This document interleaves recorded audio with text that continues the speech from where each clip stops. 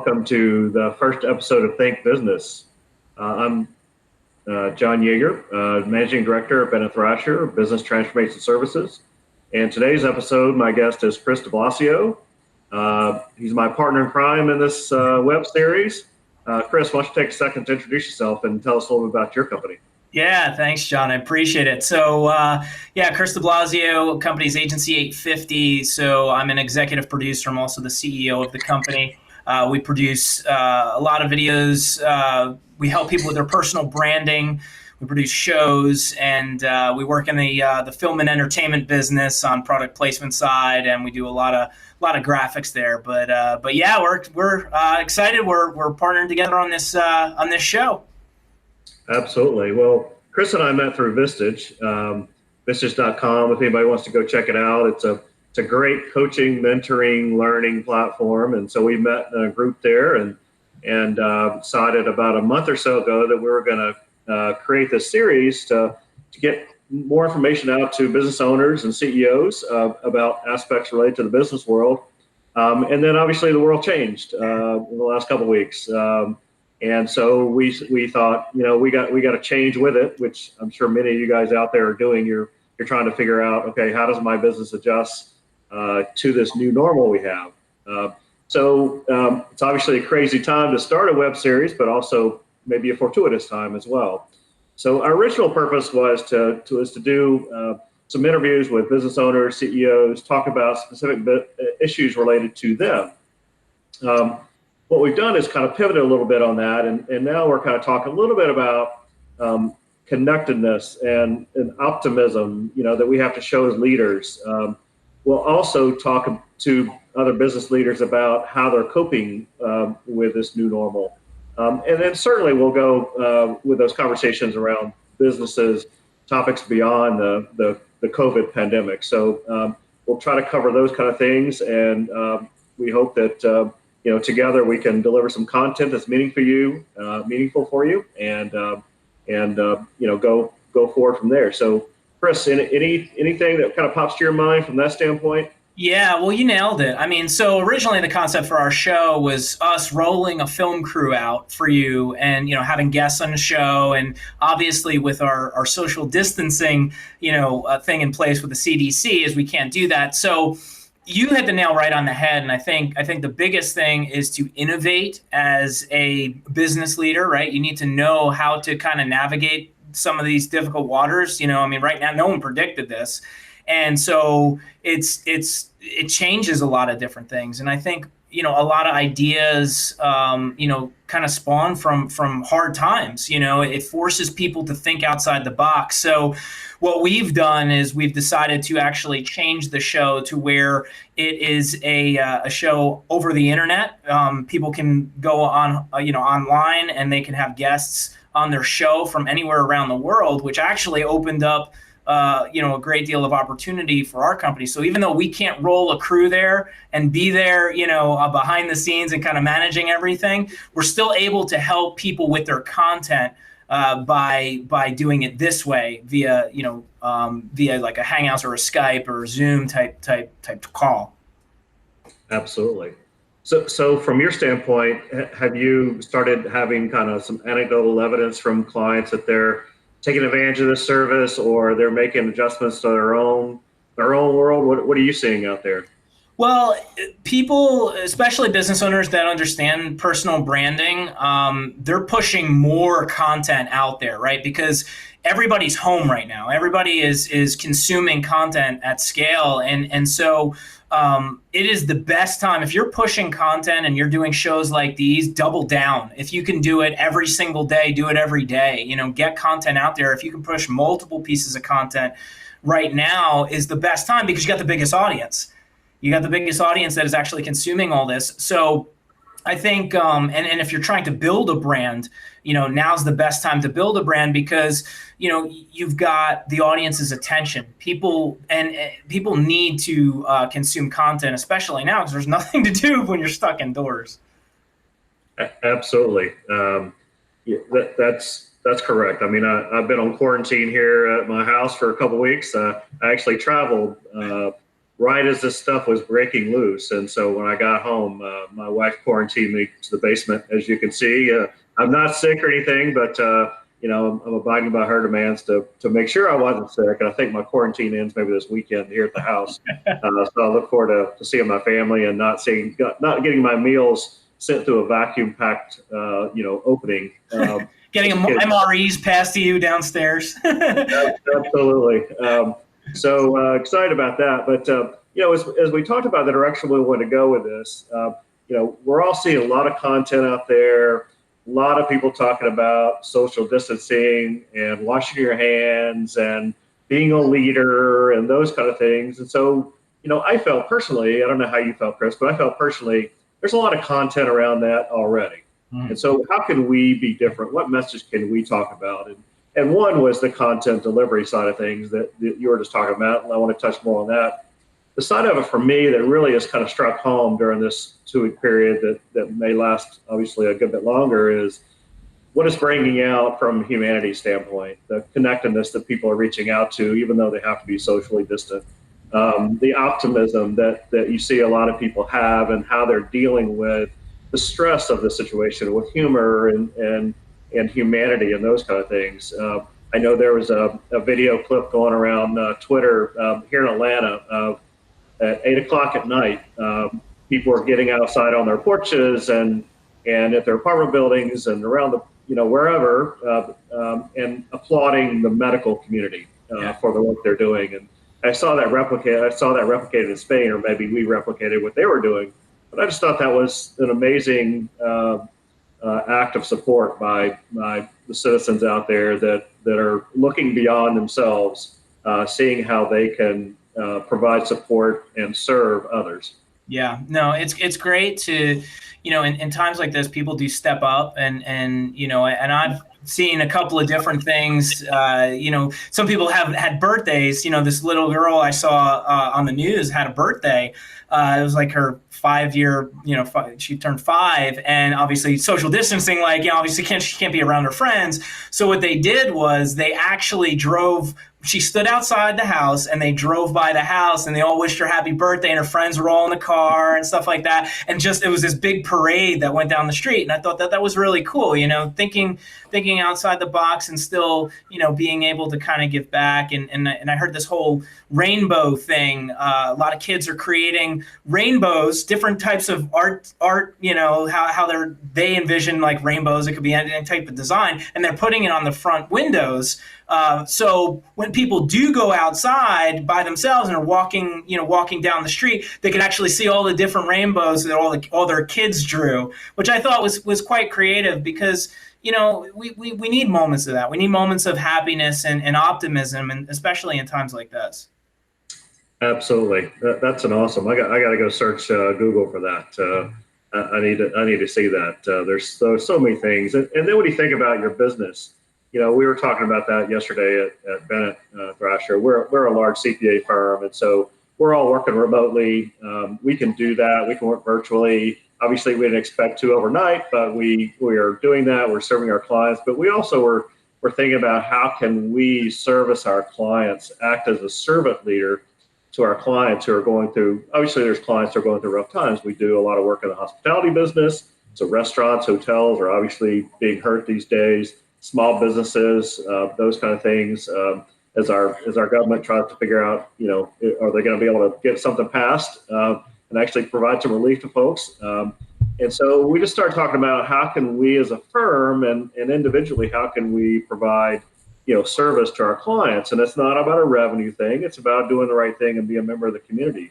I know another CPA firm that they are reaching out and one of the things we talked about was that others have talked about is maybe reaching out to some small business owners or whatever and helping them complete the forms to get the small business administration loans for free.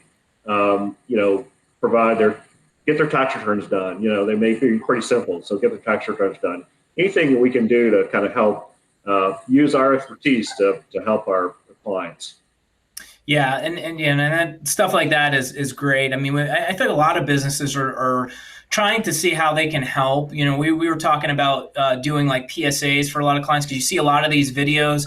I mean, as soon as everything hit, you start seeing commercials that are a little bit tailored. A lot of the car dealerships are now offering like forgiveness, of monthly payments or something like that for 3 to 6 months or whatever. And so a lot of people are jumping on this and saying, all right, this is, let's help out the people that are in need. And it's great to see that. Yeah, that's one of the things I've thought about with Think Business is that I'd like to have either people at my firm on or other people who are doing those kind of things, and making sure that people understand what's available. There's rent abatement opportunities available. There's delay of tax return, to move the tax return deadline from April 15th to July 15th. Does everybody understand that? Does everybody know that? How do you apply for these SBA loans? What's that process like? Is there a tax ramification for that? Those kind of things. So I hope to have those kind of conversations as well on this series over time. Yeah, it's super helpful. I mean, a lot of the business owners, they need that resource, and having somebody help navigate those waters is going to be a huge help for them. Absolutely. So what kind of content are you really seeing? You're talking to your clients about what are they wanting to do? What's important for them? Because obviously we'll hopefully have an audience listening to this, and they'll want some ideas, some creativity, into their world, and what can they talk about? How can they do it? Those kind of things. So what are you seeing? Every client is different, right? So there's all different businesses, and I've created a lot of different types of pieces of content, a lot of different shows. I pretty much can write a show about any topic. I've done some pretty off the wall stuff. So I think it's important to understand your market, and everybody has one. The beautiful thing about us consuming content now is there's an audience for everything.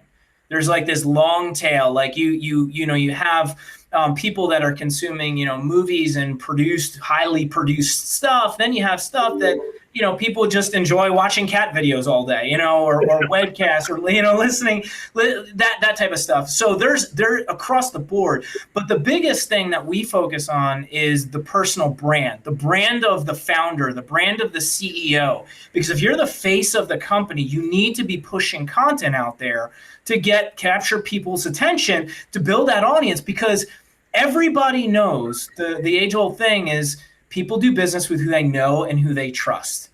And if you're an expert in your field and you're talking about the things that you know, especially on video, and you're releasing that on social media, you start building that relationship with somebody, and then they never even met you, right? You start building that relationship. So when it comes time for them to buy your product, whatever it is that you sell, it's going to be that much easier for them to do business with you, because they already know your backstory. They already know all the episodes that you've put out, all the information that you've put out. Now they're ready and primed to buy. You get on the phone with them, whether it's you or someone from your organization gets on the phone with them to deliver the product that you offer.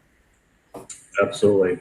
And it's also important for their current customers, right?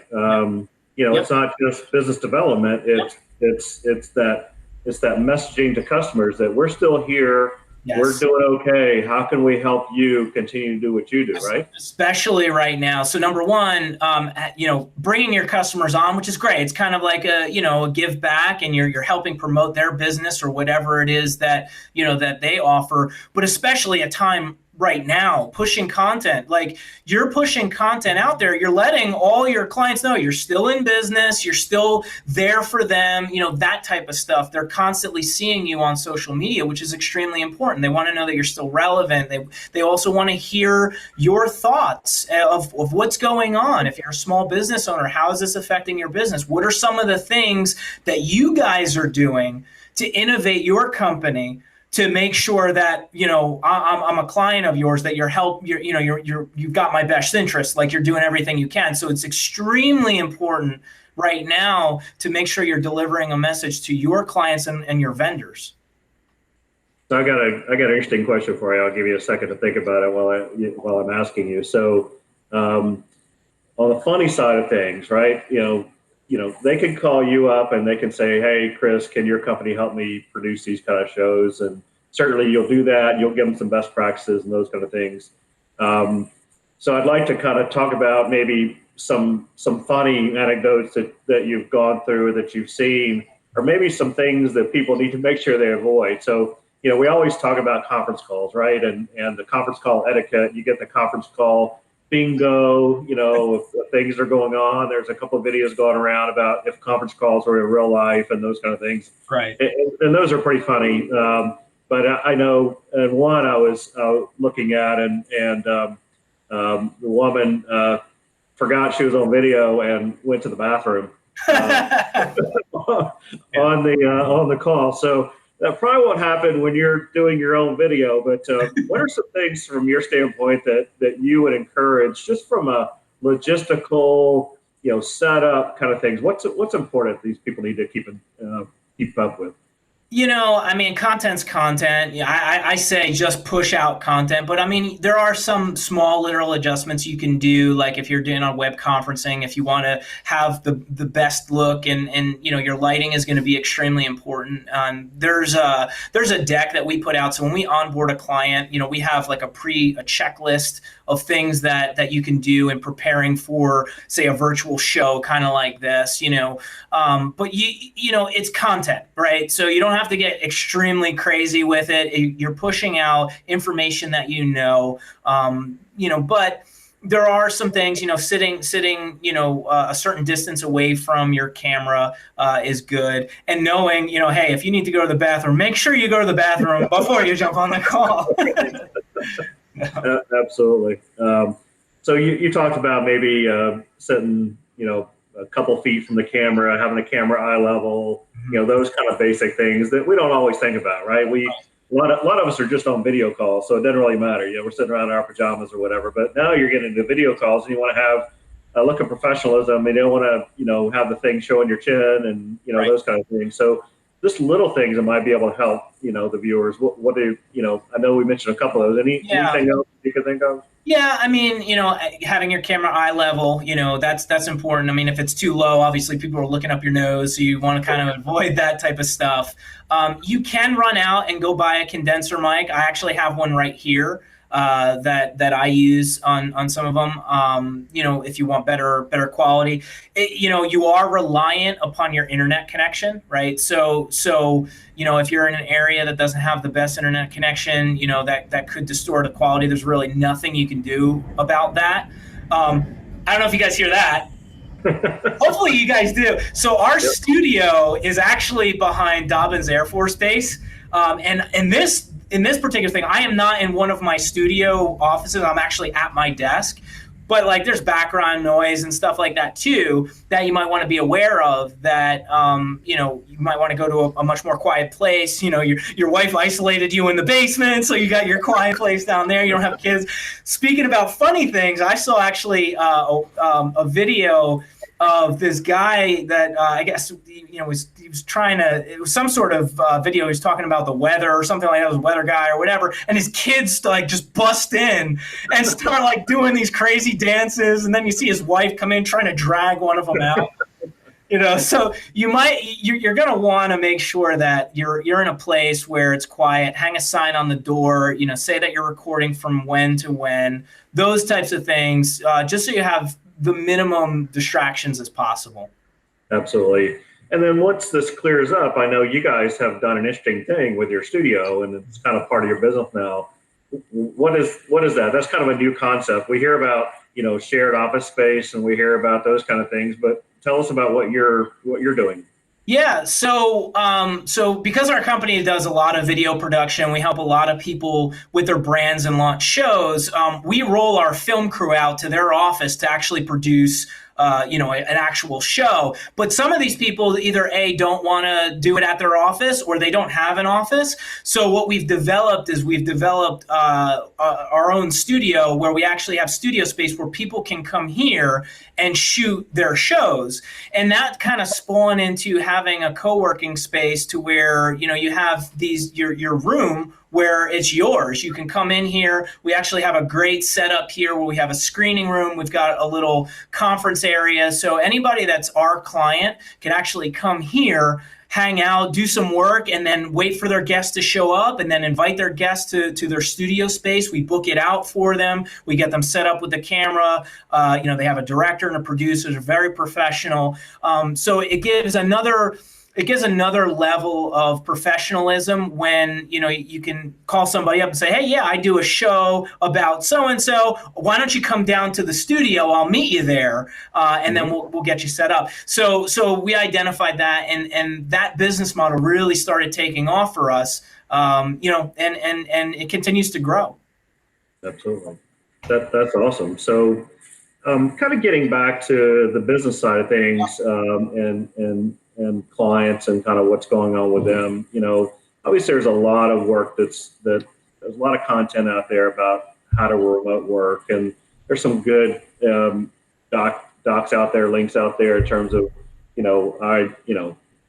put a set time to do this, to get up, to take a shower, to, set aside a place to work and set aside a place to not work, so that you separate the two.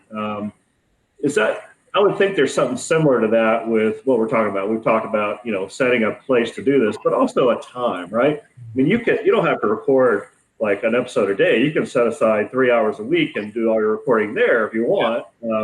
So how about a little bit about that? Yeah, I would say, stack them, stack your recordings, like pick a day. Like for me, like this is my job, right? So I put that on my calendar for the shows that I do. This is blocked out. So Fridays at this hour, I'm doing these shows. And if you're doing content at scale, which is what I highly recommend, it's a lot easier if you just stack that all in one day, block out a couple of hours, and that's your job, right? As a CEO, as a business professional, right? Like you pushing content out there to the public is part of your job. You're doing your job. See, the biggest thing for me now, I obviously, a lot of people know that, I started out in front of the camera as an actor, and I worked in the entertainment business. So like this stuff, the camera and everything is natural to me.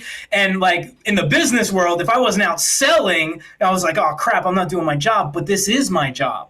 Because when you are the face of the company and people are getting to know who you are, they're going to be that much. It's going to be that much more easier for them to buy from you. So it is part of your job because you're the cheerleader of your company, And so putting that on your calendar is work. It's work. It's building the business that you created, and because you're running it, you want to make sure that people know who you are, and getting it on your calendar and just making sure it gets done. The biggest thing people understand is like, yeah, I need to push content. I'll get to it, and they never get to it. Put it on the calendar. So. Correct. One term you mentioned that I maybe define for the audience is content at scale. What do you mean by that? Mm-hmm. So there is so much content right now on social media, and we all see it. You got to stick out from the noise, right? So some people are like, okay, well, I'll do 1 or 2 videos a month or something like that. But what you got to understand is the way that social media works. You're going to put out a video, and then it's going to get its likes, it's going to get its shares, and then eventually it's just going to tail off because newer content keeps getting pushed on social media. So the key to it is to constantly put fresh content up there. And what you're doing is you're building a library, which is great because you want a library of content, because a library of content of you as a thought leader is extremely important, right? Because you're building your brand equity, right? And then relevancy is your new content every day. It could be anything. That's why I tell people, I'm a producer, so I produce, we produce high quality content. We do movies and TV shows, but there's a time to produce, and then there's a time to document, and both are very important. Right. So, we produce shows. So we roll a film crew. We come out to your business. We make it really, really, really professional and nice. But then there's stuff like this. We're just hanging out, having a conference call. Right. We're having, we're talking about relevant content. This content is still relevant. It's still good. So if you can do this type of content daily, Sometimes more. Like if you can do more content, the better. You should do 8 pieces of original content per day. And there's things that we do as an agency to kind of help navigate that, because we get the one thing that most CEOs don't have is time. So we help you schedule all this stuff. We help you with this time, and then we cut it up in a certain way that we're able to make one piece of content many pieces of content. And so when I talk about content at scale, it's that you want to stand above the noise. You don't want to get buried in, all the other videos that are out there. Absolutely. And I think that's a key takeaway is, as you said, a lot of people think, okay, I'm going to do video. I've got to make a big production out of it, right? And you don't. Nope. And I think people are starting to understand that at some level. There's certainly people who are leaders in that level, and obviously something you're trying to do in your business. But there's still so many people I know, even at our firm, right? They're worried about the production value of it and what will I look like and all those kind of things. And you want to have your hair combed and you want to, have shaved and whatever you do to get yourself normal looking. But at the end of the day, it's like you said, it's a conversation around an issue that you should have subject matter expertise around. Yes. So it should be something you're comfortable with. And whether you're talking like we're talking or you're just talking, and pushing the content out about something that people want to know, it's not a production, as you like to say. And what are you guidelines in terms of, we're having this conversation, I think we're aiming for 15, 20 minutes kind of thing. If I'm pushing something out just on myself and I want to talk about a topic, is there some kind of timeframes that guidelines that you would offer to people? There's obviously a short attention span that we have in this country and a lot of things. So I'm interested in kind of your thoughts on that. Yeah, so there's long format content and there's short format content. When I say long format, you're like 15, 20 minutes is long format. Right. But conversations like this, so we're running up on, actually I've been timing it, so we've been running up on probably over 26 minutes already. This is long format content. But the thing is that there are some people that enjoy watching. A lot of people, myself included, I like short form content. So essentially what we'll do with videos like this or videos that we produce is we'll actually take this entire episode and we'll chop it up in the best moments of the content, and then we'll distribute that as short format content. Because if somebody wants bits of information, that's what they're consuming. Long format content, my personal opinion, is great for podcasts. So stuff like this will also be a podcast, right? So we're going to extrapolate the audio from all of this. We're going to create a podcast, and now you're going to be able to listen to it, because wherever you're listening from, but especially in this Atlanta traffic, I like listening to long format content in podcast form, because if it's short, it kind of gets annoying, because now you got to go back to your phone, you got to find another episode, you got to do the right. So filming, taking this in long format content, there's still value in it. So when producing content, we would produce something long, and then we would go in and then we would break it up, and then we'd make sure that we make it for all channels, including the written word. We're going to take everything and transcribe it and then create blogs out of it. So this way, whoever's consuming your content, because people consume in different ways, they're able to grab your content, whether it's video, audio, the written word, long format, or short format. Yeah, and that was the beauty of our conversation to start with, was you can have content, but people consume content in so many different ways. And so working with you guys, it was you're covering the distribution channels, so to speak. We're talking about on LinkedIn. We'll put it on Facebook. We'll put it into podcasts. We'll, get the written part and put it on the website, all those kind of things. And so I think that's something you need to think about when you're developing your content strategy, is making sure that you have the ability to distribute across all those channels. Exactly. Yep. That's the biggest piece. You want to reach people where they're at, right? Absolutely. Well, I think we'll wrap it up on that. I think we've had a great conversation. I appreciate you coming on. Why don't you give the audience a little bit more about how to reach you if they want to talk to you a little bit more about what you guys are doing? Yeah, absolutely. So our company is Agency 850. So it's agency850.com. You can find me anywhere on social media at Chris DeBlasio. You can find me on LinkedIn and everything like that. And I'd love to hear from all you guys. And you're doing your own series called Sea Level. Is that right? Yeah, so I produce a show called Sea Level, where we have business leaders, CEOs, everyone from sports, entertainment. Come on, we talk about leadership, we talk about team building, we talk about how you got started. Essentially, I love to meet new people, and for me, we obviously I'm all about content, so.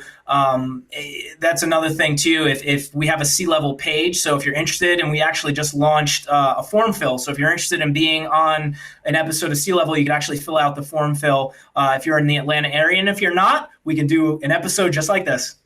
Absolutely. Well, that's great. Well, thanks again, Chris, for coming on. Also, from my standpoint, you can find me out on social media, John Yeager. I'm on LinkedIn, the Facebook page for this. Hashtag Think Business if you're looking for that. And work at Bennett Thrasher. BennettThrasher.com is there, and so you can find me and my bio and email address there. Any questions or any opportunities to talk, we do something around. We do a lot of work around outsource accounting and IT delivery. So we're obviously kind of front and center of this kind of thing right now. Our clients, I think, appreciate the fact that we are already working virtually, and we had all the work from home protocols and all those kind of things in place. So we're keeping their accounting and their business going during this time. So it's been a fun business for us to be in, and at a very service oriented business right now to help our clients. So look forward to hearing from anybody that might have some interest in talking about that. And otherwise, I think we'll call it a day. And I again appreciate you coming on, Chris, and look forward to working with you. Yeah. Thanks, John. All right. Take care.